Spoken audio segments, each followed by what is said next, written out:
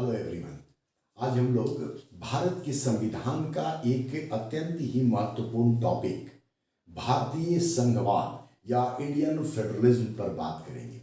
ये जो टॉपिक है प्रारंभिक परीक्षा से लेकर के मुख्य परीक्षा तक में अत्यंत ही महत्वपूर्ण हो, मतलब ये कि लोक सेवा आयोग की विभिन्न परीक्षाओं में ये टॉपिक अत्यंत ही महत्वपूर्ण है।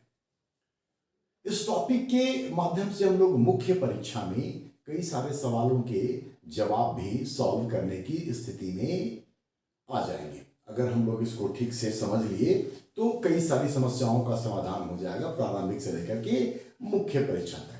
तो भारत के संघवाद को समझे उसके पहले हम लोग ये जाने कि शासन का जो सैद्धांतिक स्वरूप है, जिसको हम लोग राज्य कह सकते हैं, स्टेट कह सकते हैं, और स्टेट का जो क्रियात्मक रूप है वो है गवर्नमेंट, क्योंकि सारी चीजों को एग्जीक्यूट करने का काम कहीं ना कहीं गवर्नमेंट अपने विभिन्न संस्थाओं के माध्यम से करती है। गवर्नमेंट जो है इसके स्वरूप को या फिर हम लोग राज्य के स्वरूप को दो भागों में बांट कर देख सकते हैं, एक यूनिटरी और दूसरा फेडरल, मतलब एकात्मक या फिर संघात्मक, एकात्मक या फिर संघात्मक। दरअसल ये जो सरकार का स्वरूप है इसका निर्धारण देश की आवश्यकताओं और देश की परिस्थितियों के आधार पर होता है, और ये जो स्वरूप है ये वास्तव में केंद्र और राज्य के बीच में संबंधों के आधार पर, सत्ता के वितरण के आधार पर, सत्ता पर अधिकार के आधार पर निर्धारित होता है। तो ये दो रूपों में एकात्मक और संघात्मक दो प्रकार की सरकारें सामने आती हैं। अब सवाल ये उठता है कि एकात्मक सरकार क्या है। तो एकात्मक सरकार वैसी सरकार है जहां संविधान के तहत सभी प्रकार की शक्तियां, सभी प्रकार के अधिकार केंद्रीय सत्ता में विद्यमान होती है, और केंद्रीय सत्ता ही वास्तव में विभिन्न इकाइयों को अपनी सुविधा और आवश्यकता के अनुसार अधिकार देने का काम करता है, मतलब कि पूरी तरीके से नियंत्रण यहां केंद्र का होता है। एकात्मक शासन व्यवस्था में जो कुछ सामान्य लक्षण उभर करके आते हैं वो ये आते हैं कि यहां पर शक्तियों का स्पष्ट बंटवारा नहीं होता है। एकात्मक सरकारों में रिटन कॉन्स्टिट्यूशन या लिखित संविधान की आवश्यकता नहीं होती है, ठीक है। यहां पर न्यायपालिका भी स्वतंत्र नहीं होता है, ठीक है। तो ऐसी स्थिति में अगर हम लोग यूनिटरी गवर्नमेंट का एग्जाम्पल देखें तो इसका सबसे अच्छा उदाहरण ब्रिटेन में है। इसके अलावा ये एग्जाम्पल जापान में दिखता है, चाइना में दिखता है, इटली में दिखता है और बेल्जियम में दिखता है, ठीक है।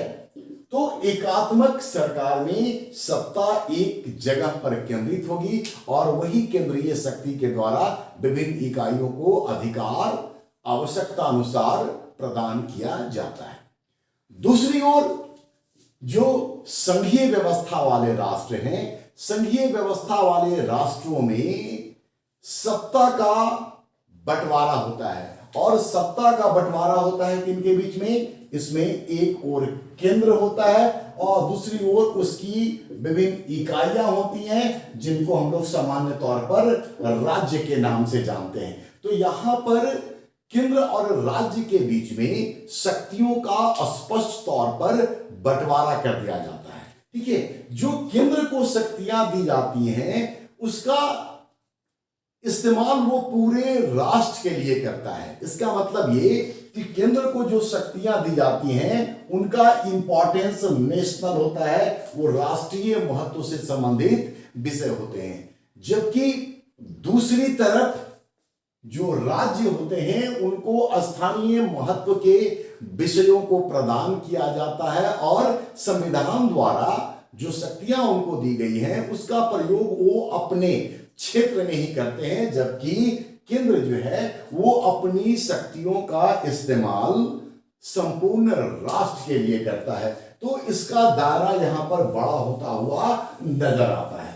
अब अगर हम लोग संघात्मक व्यवस्था वाले राष्ट्रों के उदाहरण को देखें तो इसका उदाहरण है USA, United states of America, Switzerland, Canada, Australia और भारत या इंडिया। ठीक है, इन राष्ट्रों में संघात्मक शासन व्यवस्था का हम लोग उदाहरण पाते हैं जहां की शक्तियों का स्पष्ट तौर पर बंटवारा कर दिया गया होता है।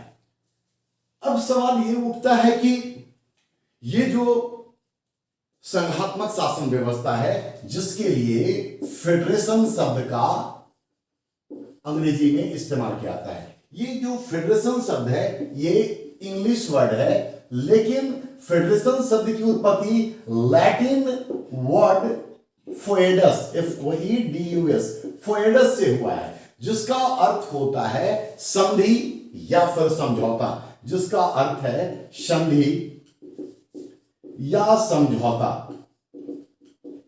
तो इस दृष्टिकोण से अगर हम लोग देखें तो संधि या समझौता के आधार पर निर्मित राज्य को ही संघ कहा जाएगा।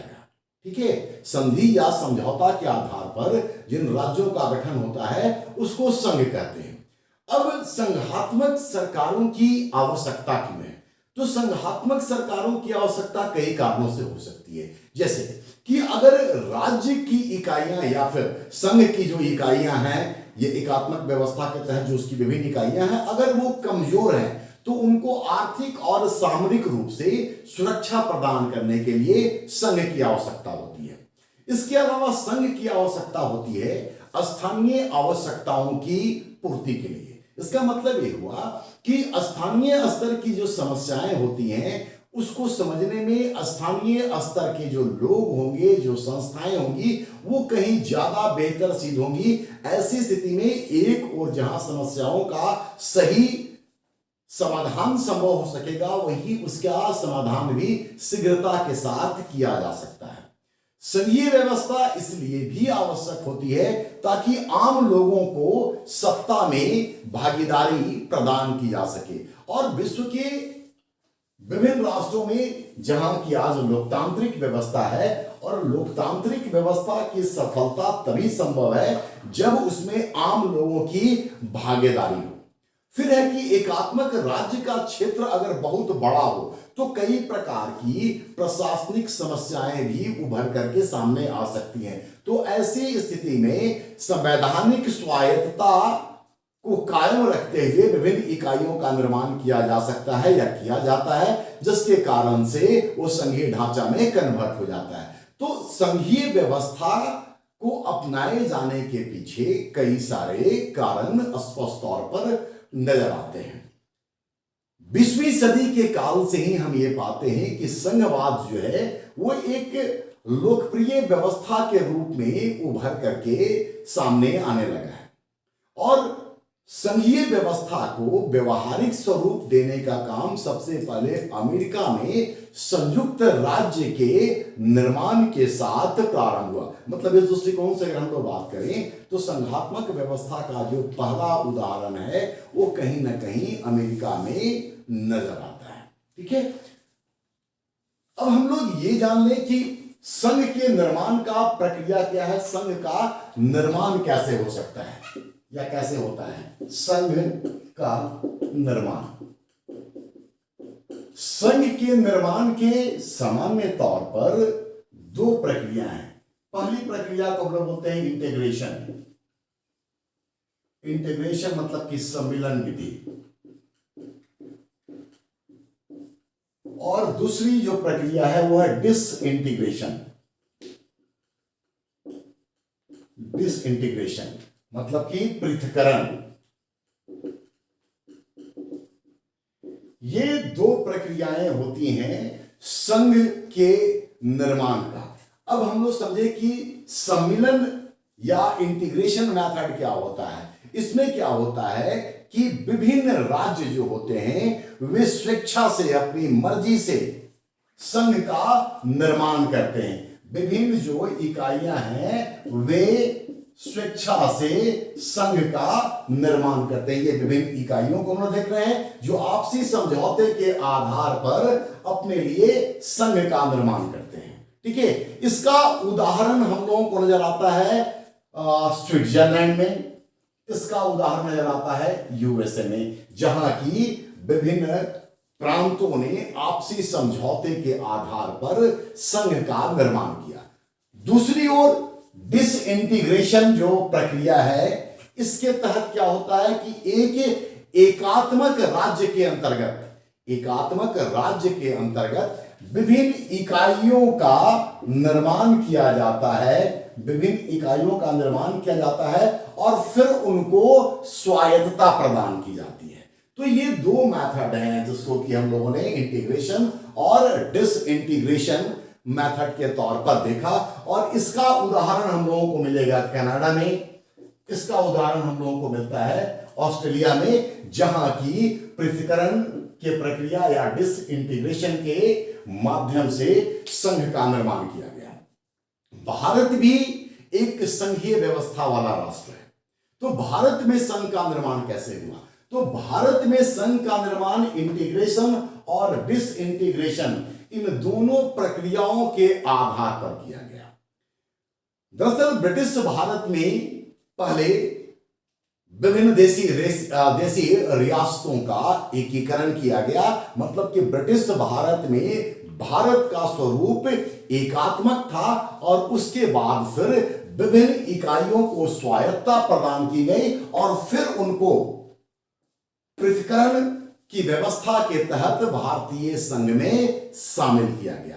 तो भारतीय संघ का निर्माण इन दोनों ही प्रक्रियाओं के आधार पर किया गया, जबकि स्विट्जरलैंड और अमेरिका में इंटीग्रेशन मेथड से, कनाडा और ऑस्ट्रेलिया में डिसइंटीग्रेशन मेथड से संघ का निर्माण किया गया था।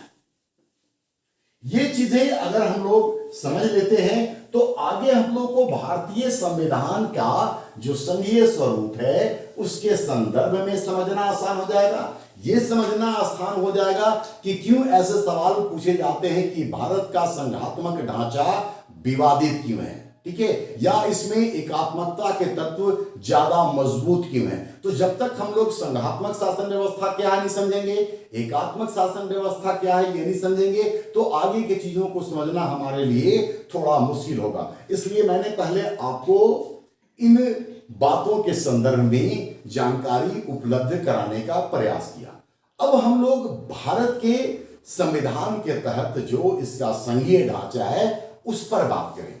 तो आप सब जानते हैं कि भारतीय संविधान के पहले भाग के प्रथम 4 अनुच्छेदों में संघ और उसके राज्य क्षेत्रों का वर्णन किया गया है, और संविधान के आर्टिकल 1 में कहा गया है India that is Bharat shall be a union of states, shall be a union of states। India जो कि भारत है राज्यों का संघ होगा। ये जो भारत के संविधान के आर्टिकल 1 में वाक्य आया है, ये दो बातों को या दो बातों की ओर इशारा करता हुआ नजर आ रहा है। पहला तो ये कि भारत के संविधान में हमारे देश या अपने देश का नाम क्या है, और दूसरा ये कि भारत में शासन का स्वरूप क्या है, भारत में शासन का या सरकार का स्वरूप क्या है। ये दो बातें स्पष्ट होती हैं इससे, जहां ये मेंशन है India that is Bharat shall be a union of states, और फिर यहीं से इस शब्द को लेकर के आगे विवाद की स्थिति भी उत्पन्न होती हुई नजर आती है। तो पहले हम लोग ये देखें कि भारत का नाम क्या दिखता है। तो भारत के संविधान में अपने देश का नाम भारत और इंडिया दोनों ही आता है। दरअसल संविधान निर्माण के समय में संविधान निर्माता इसके नाम को लेकर के एक राय कायम करने की स्थिति में नहीं थे। किसी ने इसका नाम भारत सुझाया तो किसी ने कहा कि नहीं, इसका आधुनिक नाम इंडिया होना चाहिए। और फिर अंततोगत्वा यह निर्णय लिया गया कि संविधान के तहत देश का ये दोनों ही नाम होगा। दरअसल इन दोनों का भी अपना महत्व है। जैसे भारत ये नाम कहीं ना कहीं भारत की सांस्कृतिक पृष्ठभूमि पर आधारित है, जहां हम लोग राजा भरत, दुष्यंत, शकुंतला वाली कहानी के आधार पर एक भारत का जो सांस्कृतिक महत्व है उसको समझने का प्रयास करते हैं। तो भारत की सभ्यता और संस्कृति को ध्यान में रखते हुए, अपने विरासत को ध्यान में रखते हुए हम लोगों ने भरत के नाम पर अपने देश का नाम भारत रखा। जबकि दूसरी ओर जितने भी अंतर्राष्ट्रीय समझौते हुए उसमें अपने देश का आधुनिक नाम इंडिया लिखा हुआ था, इसलिए इसको इंडिया रखा गया। वैसे भी आपको यह पता है कि भारत लंबे समय तक ब्रिटेन का उपनिवेश रहा और उपनिवेशवादी शासन व्यवस्था के दौर में कई सारे अधिनियम भी भारत के संदर्भ में पारित किए गए थे, जिसमें से ब्रिटेन के द्वारा भारत के शासन के संदर्भ में जो अंतिम अधिनियम या एक्ट पारित किया गया था उसका नाम था Indian independence act. Indian independence act जो 1947 में आया, जिसके तहत भारत की आजादी को कानूनी मान्यता दी गई, लीगल स्टेटस प्रदान किया गया था। तो इसके कानूनी पक्ष को ध्यान में रखते हुए भी इंडिया इसका नाम रखा गया। अब हम लोग बात करते हैं भारत के संघीय ढांचे के संदर्भ में। तो जैसा कि भी हम लोगों ने देखा कि भारत के संविधान में भारतीय संघ के लिए यूनियन ऑफ स्टेट्स शब्द का प्रयोग किया गया है।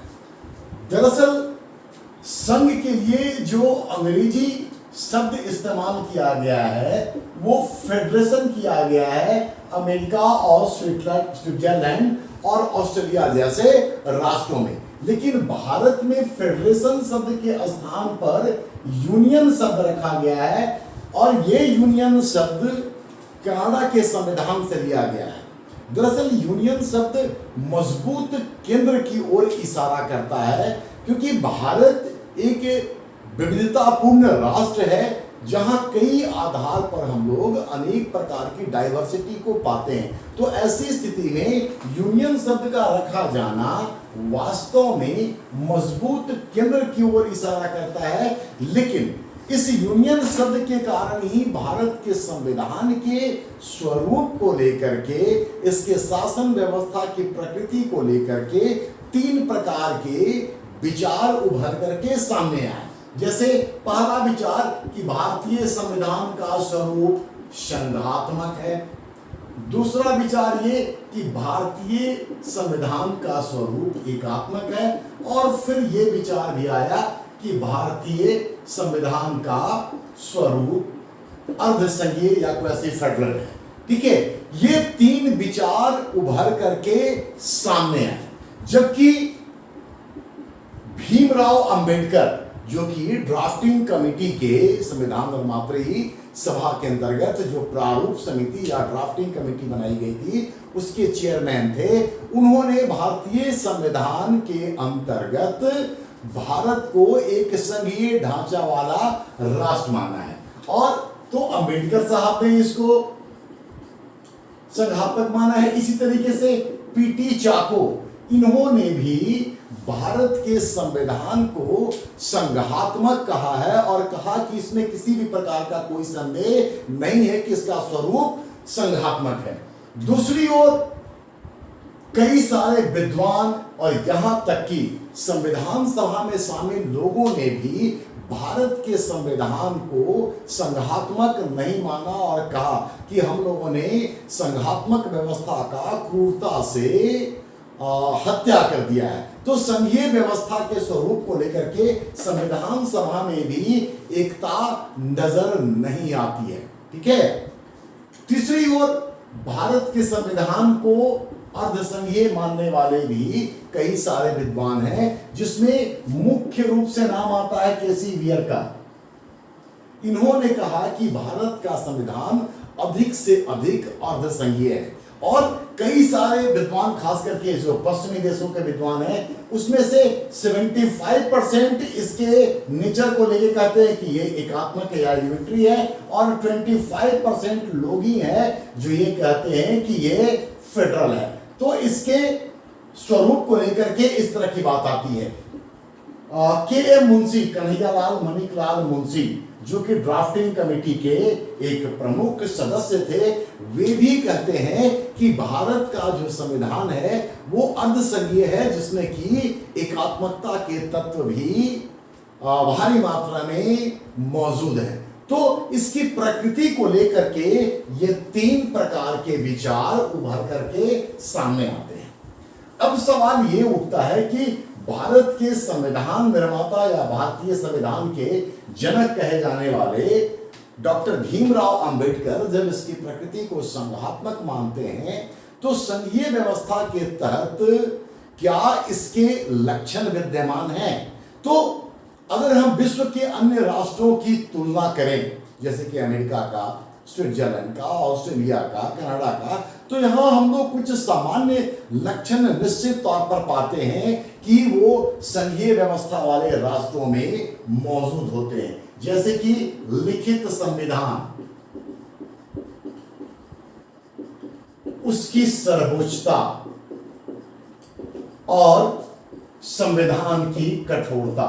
मतलब ये कि संघीय व्यवस्था के राष्ट्रों में संविधान का लिखित होना, उसका सर्वोच्च होना और साथ ही साथ उसका कठोर होना एक महत्वपूर्ण लक्षण के रूप में सामने आता है। अगर इस चीज को हम लोग देखें तो निश्चित तौर पे भारत का संविधान लिखित है, संविधान से ऊपर कोई भी नहीं है, कोई भी विधि या कोई भी शासन संवैधानिक दायरे में ही काम करता है, तो इसकी सर्वोच्चता है। भारत के संविधान में कहा गया है, इसकी एक प्रमुख विशेषता है कि ये फ्लेक्सिबल भी है, रिजिड भी है, मतलब कठोर भी है। कठोर संविधान इसलिए आवश्यक है सो दैट कि केंद्र की जो सरकारें हैं वो अपने संघीय ढांचे के स्वरूप में शामिल राज्यों के अधिकारों का हनन संविधान में संशोधन करके सहजता से नहीं करें, नहीं तो ऐसी स्थिति में हमारा जो संघीय व्यवस्था है वो कहीं ना कहीं उस पर आघात पहुंचेगा, उसको खतरा उत्पन्न होगा। खैर, तो ये चीजें भारत के संविधान में भी विश्व के अन्य संघीय व्यवस्था वाले राष्ट्रों के तरह ही मौजूद है। इसके बाद है द्वैध शासन, जिसको हम लोग डुअल पॉलिटी कहते हैं। ठीक है, द्वैध शासन की व्यवस्था भी भारत में नजर आती है। एक और यहाँ केंद्र की सरकार है, तो दूसरी ओर उसकी जो विभिन्न इकाइयां हैं, मतलब राज्यों की सरकारें, और इन दोनों के बीच में शक्तियों का बंटवारा कर दिया गया है संविधान के तहत। इस द्वैध शासन की व्यवस्था में दोनों का अपना बिल्कुल स्वतंत्र अस्तित्व होता है, लेकिन स्वतंत्र अस्तित्व होने के बावजूद दोनों ही संघीय ढांचा में सह अस्तित्व को एग्जिस्टेंस के सिद्धांत पर कार्य करते हैं और संविधान ही उनको ये शक्तियां प्रदान करती है। तीसरी इसकी विशेषता ये है कि यहां न्यायपालिका जो होती है वो स्वतंत्र होती है, न्यायपालिका का स्वतंत्र होना। और चौथी जो विशेषता है वो है शक्तियों का बंटवारा, डिस्ट्रीब्यूशन ऑफ पावर, शक्तियों का बंटवारा। पहले हम इसको देखिए, न्यायपालिका की स्वतंत्रता। संघात्मक व्यवस्था की सफलता इस बात पर ही निर्भर करती है कि उस देश में न्यायपालिका कितना स्वतंत्र है, कितना निष्पक्ष है। ऐसा इसलिए आवश्यक होता है क्योंकि लिखित संविधान होता है संघीय व्यवस्था वाले राष्ट्रों में, और लिखित संविधान के तहत अधिकारों की व्याख्या को लेकर के केंद्र और राज्य के बीच में मतभेद की स्थिति उत्पन्न होती है। ऐसी स्थिति में न्यायपालिका की स्वतंत्रता स्पष्ट रूप से सामने आती है। साथ ही साथ स्वतंत्र न्यायपालिका के कारण ही विधायिका और कार्यपालिका जो होती है उनकी स्वेच्छाचारिता पर न्यायपालिका के द्वारा अंकुश लगाना या उन पर नियंत्रण करना भी संभव हो पाता है, क्योंकि भारत के संविधान ने न्यायपालिका को न्यायिक पुनर्विलोकन का या जुडिशियल रिव्यू का पावर भी दे रखा है। इसके अलावा शक्तियों का बंटवारा भी भारत के संविधान के द्वारा स्पष्ट तौर पर केंद्र और राज्य के बीच में कर दिया गया है। भारत के संविधान के 7वीं अनुसूची के अंतर्गत हम लोग देखें तो 3 प्रकार की सूचियां बनाई गई हैं, यूनियन लिस्ट, स्टेट लिस्ट और कंकरेंट लिस्ट, ठीक है, जिसके माध्यम से केंद्र और राज्यों को स्पष्ट तौर पर संविधान के द्वारा शक्तियां प्रदान की गई हैं, जिसके अकॉर्डिंगली वे लोग अपने अपने क्षेत्र में कानून का निर्माण करते हैं। जैसे पहले आपको बताया गया कि संसद पूरे देश के लिए या केंद्र की सरकार पूरे देश के लिए उत्तरदायी है, तो यूनियन लिस्ट में शामिल जो विषय होंगे उनका इंपॉर्टेंस नेशनल होगा, राष्ट्रीय महत्व का होगा। स्टेट लिस्ट के विषय जो होंगे उनका इंपॉर्टेंस स्थानीय या क्षेत्रीय होगा। इसके अलावा भारत के संविधान में एक और खास बात है कि यहां पे समवर्ती सूची या कंकरेंट लिस्ट भी रखा गया है, जबकि अन्य राष्ट्रों में इसकी व्यवस्था, जहां की संघात्मक शासन व्यवस्था है, वहां यह नजर नहीं आता है। लेकिन भारत में कंकरेंट लिस्ट पर दोनों को ही अधिकार प्रदान किया गया है, ठीक है। तो अगर हम इन 4 लक्षणों को देखें तो निश्चित तौर पर भारत में संघात्मक शासन व्यवस्था है, और ये 4 प्रमुख जो लक्षण हैं वो राजनीतिक विज्ञान के प्रमुख विद्वान डैसी आवश्यक मानते हैं, और वो चीजें यहां पर मौजूद हैं भारत के संविधान के तहत। इस दृष्टिकोण से भारत का संविधान निश्चित तौर पर संघात्मक है, लेकिन दूसरी ओर संघीय व्यवस्था के बावजूद हम लोग भारत के संविधान में कई सारे एकात्मकता के लक्षण भी पाते हैं, जिसके कारण से ही ये विवाद की स्थिति उभर करके सामने आती है कि इसका स्वरूप संघात्मक है या एकात्मक है या कुछ और, ठीक है। तो दरअसल भारत के संविधान निर्माताओं के दिमाग में यह बात भली भांति था।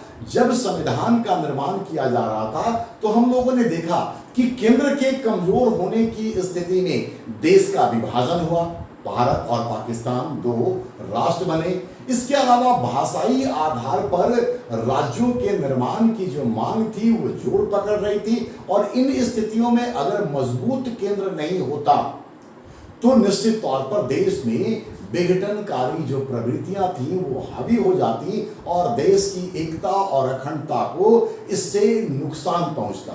इसीलिए भारत के संविधान निर्माताओं ने एक और जहां संघात्मक व्यवस्था के तमाम महत्वपूर्ण बातों को संविधान में शामिल किया, वहीं कई सारी ऐसी बातें भी रखी जो कहीं ना कहीं भारत के संविधान को एकात्मकता की ओर ले जाता हुआ नजर भी आता है। जैसे अगर हम लोग एकात्मकता के यूनिटरी फीचर देखें, एकात्मकता के लक्षण देखें, तो पहले हम लोग इसी पॉइंट को उठा ले। हम लोग देखते हैं कि संघीय व्यवस्था में शक्तियों का बंटवारा तो किया जाता है, भारत में भी किया गया है, लेकिन शक्तियों के बंटवारे में केंद्र को मजबूती प्रदान की गई है। जैसे यूनियन लिस्ट में राष्ट्रीय महत्व के वर्तमान में 100 विषय हैं, राज्य सूची में जो विषय हैं उनकी संख्या वर्तमान में 61 है, और कंकरेंट लिस्ट में संख्या जो है वो 52 है। अगर हम लोग देखें संख्या के आधार पर ही तो ये मजबूत होता हुआ नजर आता है, ठीक है। इसके अलावा 42वें संविधान संशोधन के द्वारा राज्य सूची के 5 विषयों को, मूल रूप से इसमें 66 सब्जेक्ट थे, 5 विषयों को ट्रांसफर किया गया कंकरेंट लिस्ट पे, जिस पर कि कानून बनाने का अधिकार केंद्र और राज्य दोनों को प्राप्त होता है, और विवाद की स्थिति में केंद्र को प्राथमिकता दी जाती है या केंद्रीय या संसदीय कानून को ही मान्यता दी जाती है। तो राज्य सूची के विषयों को भी समवर्ती सूची में डाल दिया जाना कहीं ना कहीं ये बता रहा है कि इसके माध्यम से केंद्र को मजबूती प्रदान की जा रही है।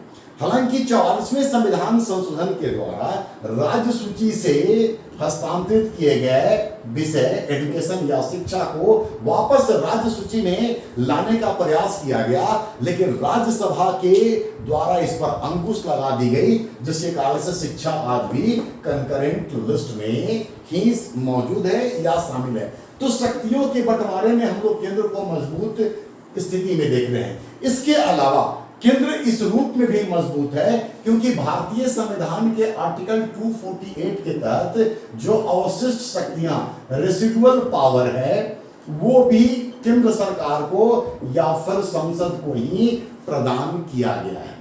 ठीक है, तो एक पॉइंट। इसके अलावा हम लोग देखें तो संघीय व्यवस्था वाले राष्ट्रों में सामान्य तौर पर दोहरी नागरिकता होती है। एक उनकी संघ की नागरिकता होती है और दूसरा उस प्रांत का जहां से वो संबंधित होते हैं। लेकिन भारत में एकल नागरिकता है, भारत में एकल संविधान है, भारत में एकल न्याय प्रणाली है, जबकि संघीय व्यवस्था वाले राष्ट्रों में दोहरी होती है। इसके साथ ही अगर हम लोग देखें राज्यपालों की नियुक्ति, तो राज्यपाल क्या है? ये राज्य प्रशासन का प्रमुख होते हैं। लेकिन राज्य प्रशासन के प्रमुख होने के बावजूद राज्यपाल की नियुक्ति राष्ट्रपति के द्वारा की जाती है और ये राष्ट्रपति के प्रसाद पर्यंत ही अपने पद पर बने रहते हैं। इसका मतलब यह हुआ कि राज्य प्रशासन के प्रमुख होने के बावजूद भी ये केंद्र के अभिकर्ता के रूप में ही राज्यों में काम करते हैं, जो कि संघीय व्यवस्था को कहीं ना कहीं ठेस पहुंचाने का काम करता है। इसके बाद अगर हम लोग देखें तो वित्तीय निर्भरता हम लोग सामान्य तौर पर पाते हैं कि केंद्र और राज्य के बीच में वित्त संबंधों का निर्धारण किया गया है, लेकिन वित्तीय संबंधों में राजस्व के जो उत्पादक क्षेत्र हैं वो कहीं ना कहीं केंद्र को दिया गया और कम उत्पादक क्षेत्र जो है वो राज्यों को दिया गया। हालांकि संविधान में ये बातें कही गई हैं कि कमजोर आर्थिक संसाधन वाले जो राज्य हैं संसद के रिकमेंडेशन पर भारत के संविधान के आर्टिकल 272 के तहत संसद की सरकार या केंद्र की सरकार उनको सहायता अनुदान देने का काम करेगी। लेकिन इस व्यवस्था के बावजूद भी हम लोग ये पाते हैं कि राज्य जो है वो वित्तीय रूप से कमजोर है और केंद्र के ऊपर या संघ के ऊपर उनकी निर्भरता जो है वो बढ़ जाती है। फिर हम लोग संघीय व्यवस्था के विरुद्ध ही देखते हैं कि राज्यों को स्वायत्तता नहीं है, राज्यों को स्वायत्तता नहीं है। कैसे? क्योंकि भारत के संविधान के आर्टिकल 3 को देखें जिसमें कहा गया है कि संसद ही इस बात के लिए अधिकारी है कि वो किसी राज्य की सीमाओं को काट करके किसी नए राज्य का निर्माण कर दे, किसी राज्य की सीमा को बढ़ा दे, किसी राज्य की सीमा को घटा दे, उसके नाम को परिवर्तित कर दे।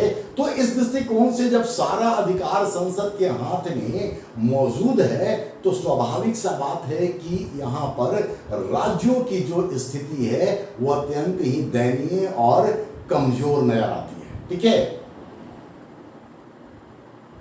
इसके अलावा संविधान में संशोधन का जो प्रक्रिया है, संशोधन का जो अधिकार है, उसमें सामान्य तौर पर राज्यों को भागीदारी प्रदान नहीं की गई है। यद्यपि कुछ संविधान में संशोधन ऐसे अवश्य हैं जहां की राज्य विधानमंडल की सहमति की आवश्यकता होती है, लेकिन सामान्य तौर पर उनको संशोधन का अधिकार प्रदान नहीं किया गया। तो खैर, इन बातों के आधार पर हम लोग ये पाते हैं कि भारत के संविधान में एकात्मकता के कई सारे लक्षण मौजूद है और इसी कारण से ये स्थिति या ये विवाद उभर करके सामने आता है या इसकी प्रकृति को लेकर के प्रश्न चिन्ह लगाए जाते हैं कि इसकी प्रकृति ऐसी है या फिर इसकी प्रकृति वैसी है। अब हम लोग वापस लौटते हैं कि ये वास्तव में विवाद है क्यों। जैसे यूनियन शब्द जब रखा गया फेडरेशन के स्थान पर, फेडरल सिस्टम के स्थान पर, तो अंबेडकर साहब ने संविधान सभा में इस बात को स्पष्ट कर दिया था कि यूनियन शब्द रखे जाने के पीछे दो कारण हैं। पहला तो ये कि भारतीय संघ का जो निर्माण हुआ है वो अमेरिकी संघ की तरह राज्यों के आपसी समझौते का परिणाम नहीं है। ठीक है, भारत में जो संघ का निर्माण हुआ है वो अमेरिका की तरह, स्विट्जरलैंड की तरह राज्यों के आपसी सहमति का परिणाम नहीं है कि समझौता के आधार पर उन लोगों ने संघ का निर्माण किया।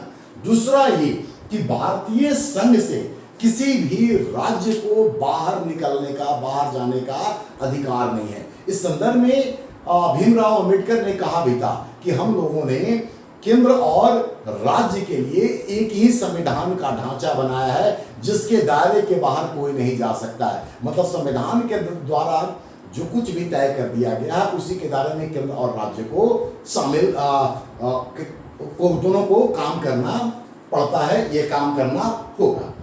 दूसरी ओर अगर हम लोग ये मान के चले कि अमेरिका का मॉडल जो है, स्विट्जरलैंड का जो मॉडल है संघीय व्यवस्था का, वही अगर सर्वश्रेष्ठ मॉडल है तो उसके आधार पर अगर हम लोग देखेंगे तो निश्चित तौर पे भारत का संविधान संघात्मक नजर नहीं आएगा, बल्कि ये अर्धसंघीय नजर आएगा और इसमें एकात्मकता के तत्व मजबूत होते हुए नजर आएंगे। लेकिन इस बात को भी नहीं भूला जाना चाहिए कि किसी भी राष्ट्र का जो संविधान होता है वो संविधान अपनी परिस्थितियों में, चाहे वो सामाजिक हो, आर्थिक हो, राजनीतिक हो, उसको ध्यान में रख करके बनाया जाता है। और जिस दौर में भारत का संविधान बनाया गया, जैसा कि हम आपको पहले बता चुके हैं कि भारत का विभाजन भाषा के आधार पर राज्यों में जो विघटनकारी प्रवृत्ति उभर करके सामने आ रही थी, उस पर नियंत्रण के लिए आवश्यक था